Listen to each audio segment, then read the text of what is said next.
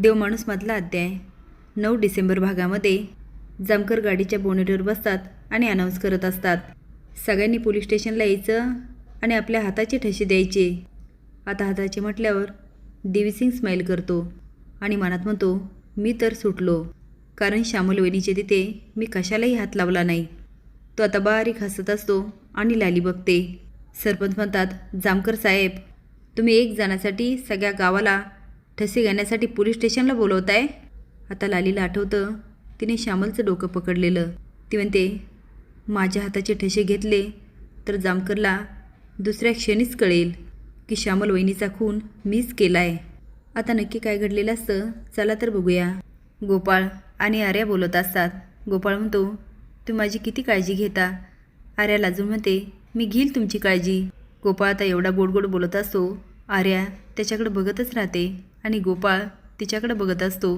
तेवढ्यात लाली म्हणते, या ना, दोघं पण इथंच आहेत. जामकरला येताना बघून देवीसिंग आणि आर्या जाम हादरतात. लाली जामकरला म्हणते, आर्याताई पण इथंच आहेत. आता जामकर दोघांकडे रागाने बघतो. आर्याला म्हणतो, तू काय करतेस इथे. आर्या म्हणते, अरे मी जेवणाची ताटं उचलायला आले होते. जामकर म्हणतात, तू कामाला आहे यांच्याकडे. आता लाली बारीक स्माईल करते. आर्या म्हणते, दादा. जामकर म्हणतात, तू नाही आहे कामाला यांच्याकडे. लाली म्हणते, आर्याताई, अहो तुम्ही इथं कधीचे थांबल्यात, मी तुम्हाला तिकडेच शोधते. चला आपण बाकीचं आवरून घेऊया. आता आर्या मान हलवते. दोघी जायला लागतात. जामकर देवीसिंगला म्हणतात, नमस्कार. तो पण हात जोडतो. आता लाली मागे वळून बघते. जामकर विचारतात, का केलं. देवीसिंग म्हणतो, मी कुठे काय केलं.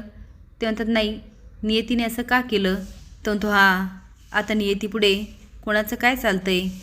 आता नियतीपुढे सगळेच हातबल. जामकर म्हणतात, नियतीबद्दल पोलिसांना बोलण्यात काहीच इंटरेस्ट नसतो. त्यांना पाहिजे असतो गुन्हेगार. त्याच्याकडे बघत म्हणतात, गुन्हेगार. काय झालं असेल हो तुमच्या वहिनीसोबत. देवीसिंग म्हणतो, ते आता मी कसं सांगणार, पण अपघात झाला असेल. जामकर म्हणतात, एवढ्या खात्रीने कसं सांगू शकता. गोपाळ नावाचे टेलर. देवीसिंग घाबरून आग करतो आणि नंतर म्हणतो, आता बघा ना, आमच्या श्यामल वहिनी किती गरीब होत्या. कधी कुणाशी भांडायच्या नाही, आद्यात नाही, मध्यात नाही, तंटा नाही. कधी कुणाला एक शब्दही उलटून बोलल्या नाही. मग त्यांचा कोण कशाला करल. जामकर म्हणतात, हां. त्याच्या खांद्यावर हात ठेवतात आणि त्याला ढकलत म्हणतात, गोष्टी बघा ना कशा कल्पनेच्या बाहेर घडतात.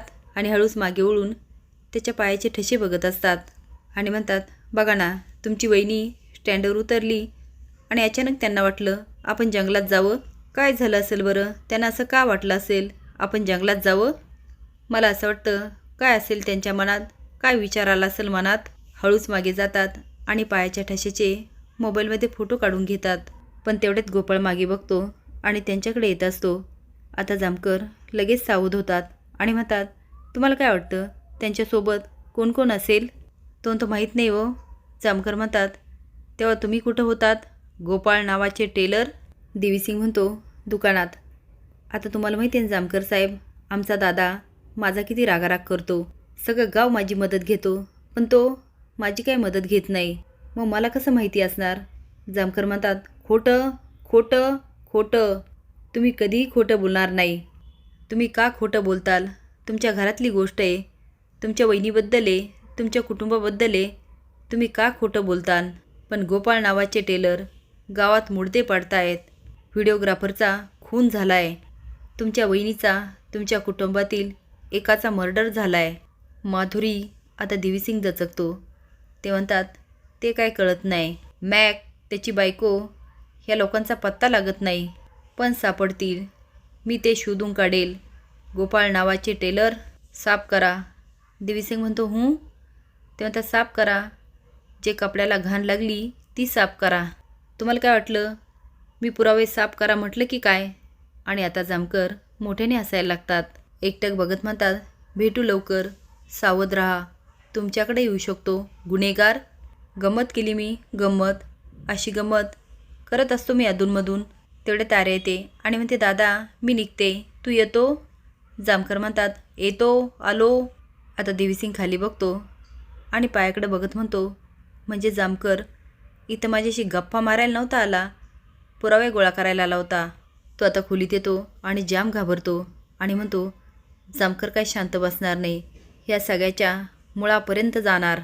तो मॅक आणि मनीषाच्या बाबतीत पण सावध झाला आहे. त्याच्या जाळ्यात अडकण्याच्या पहिले मला इथून निघायला पाहिजे. पटकन बॅग काढतो आणि कपडे भरत असतो आणि म्हणतो, त्या गोपाळला आता मारून टाकला पाहिजे.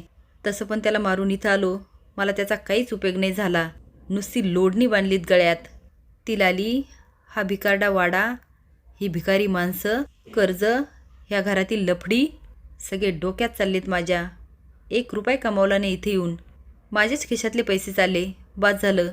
आता या गावात थांबायचं नाही. पहिले दुकानात जातो, तिथून पैसे घेतो, नंतर कातळवाडीतले पैसे घेतो आणि कायमचा भारताला रामराम करतो. तो आता बॅग घेऊन बाहेर पडतो. तेवढेच एक माणूस येतो आणि विचारतो, सुधाकर देशमुख इथेच राहतात का? आता गोपाळ काहीच उत्तर देत नाही, पण आप्पा म्हणतात, होय होय होय, इथंच राहतात. तुमचं काय काम? ते म्हणतात, मी इन्शुरन्स ऑफिसमधून आलो आहे.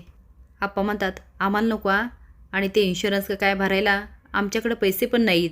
ते म्हणतात, अहो मी इन्शुरन्स काढायला नाही आलो. श्यामल देशमुख यांच्या वडिलांनी त्यांच्या नावी एक इन्शुरन्स काढला होता, 50 लाखाचा. आता 50 लाख म्हटल्यावर आप्पांचे डोळेच मोठे होतात आणि देवीसिंग मागे बघायला लागतो. आप्पा म्हणतात, या ना या, आत या ना. पाणी आणा रे. घ्या ना साहेब, पाणी घ्या. ते काय म्हणत होते तुम्ही इन्शुरन्सबद्दल? ते म्हणतात, सुधाकर देशमुखला बोलवा.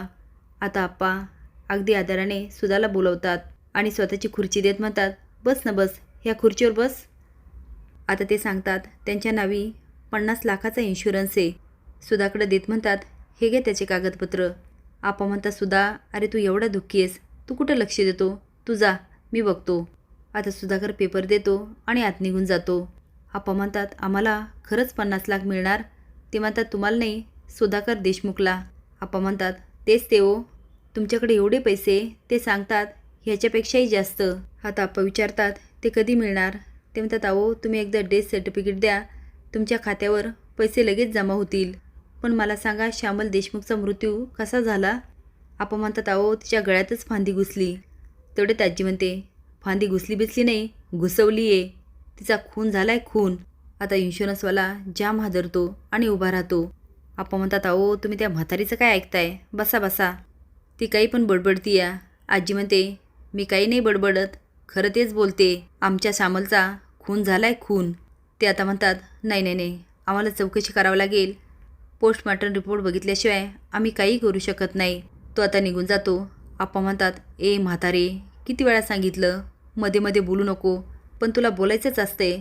त्या सुधाच्या पोरावर तुला क्यू नाही येत का गं? अगं हे पैसे त्याच्या भविष्यासाठी झाले असते. आता मारा दरिद्रीत.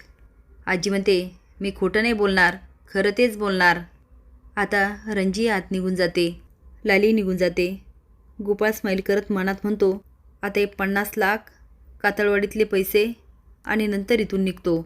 आता रूममध्ये जातो आणि बॅग फेकतो. खूप आनंदित असतो आणि म्हणतो, वाटलं नव्हतं ही श्यामल माझ्या पथ्यावर असेल. एक मच्छर मारत म्हणतो, या सुधाकरला मी तर असा मारील आणि पैसे घेऊन पळल. रणजी आता सुधाकरकडे जाते आणि 50 लाखाबद्दल बोलते. तो म्हणतो, आई ही काय बोलायची वेळ आहे का? ती म्हणते, सुधाकर हे बघ, अरे तू पोराची तरी काळजी कर. ते पैसे आले तर जमीन सोडवता येईल. अरे तुझी नोकरी संपल्यानंतर तुझ्याजवळ काय असणार आहे? ती आता सुधाकरला अगदी व्यवस्थित समजावते आणि त्याला पण समजतं. रात्री आर्या फोन लावत असते. जामकर म्हणतात, चिमणे एवढी काय चिडचिड करते? ती तू तुझ्यामुळे. तो आता मी काय केलं? ती साकेतला एवढं मारायची काही गरज होती का?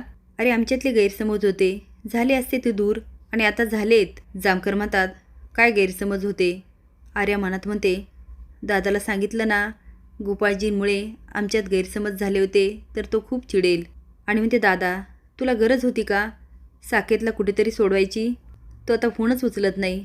जामकर म्हणतात, मग नको उचलू देऊ, चांगली गोष्ट आहे.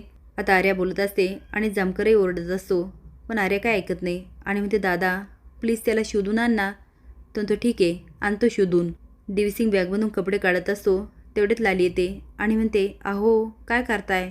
तो काही नाही, ते दुकानातला माल संपला, म्हटलं सुरतला जावं आणि माल घेऊन यावं, त्यासाठी 2 दिवस राहावं लागणार म्हणून कपडे भरले होते. लाली म्हणते, मी बघितलं ना, तुम्ही निघाला होतात, सगळे आल्यानंतर तुम्ही थांबलात. हे बघा, पळून जायचा प्रयत्न केला ना तर माझ्याशी गाठ आहे. तुम्ही एकदा पळून गेलात तर गेला, आता पळून जायचं नाही. तुम्ही जगाच्या कुठल्याही कोपऱ्यात लपून बसला ना, अगदी पाताळात, तरी ही लाली तुम्हाला शोधून काढणार म्हणजे काढणार. असेच नवीन अपडेट जाण्यासाठी लाईक आणि सबस्क्राईब करा. धन्यवाद.